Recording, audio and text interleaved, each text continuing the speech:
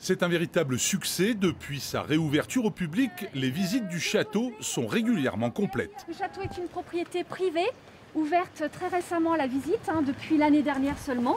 Auparavant, donc, le château était ouvert seulement une fois dans l'année, à l'occasion des Journées du patrimoine au mois de septembre.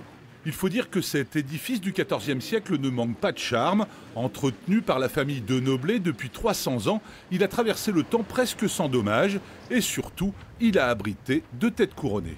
2 rois de France sont venus ici au château de la Clette. Tout d'abord Louis XI en 1481 et puis également François Ier qui a séjourné une nuit au château. Et d'ailleurs, la chambre dans laquelle il aurait séjourné subsiste toujours dans le donjon. Mais cette partie reste privée car le château est toujours habité par les propriétaires. Cela ne semble pas décourager les visiteurs, qu'ils soient venus de loin ou de tout près. Certains attendaient depuis longtemps de pouvoir pénétrer en son sein. Moi, ça fait plus de 60 ans que j'avais l'occasion de venir sur la Clette.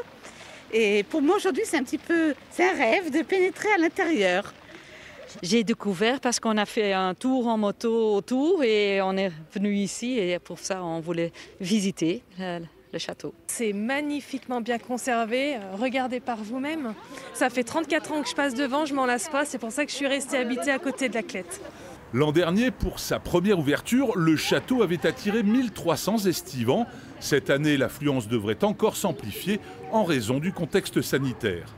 Je pense que le déconfinement, tout le monde en a eu un petit peu marre de rester chez soi.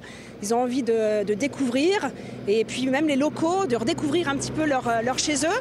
Et l'engouement est au rendez-vous. Cet été, ce joyau bourguignon devrait recevoir plus de 1700 personnes, un nombre qui pourrait être beaucoup plus important vu les demandes, mais les organisateurs sont obligés de les limiter en raison de l'épidémie.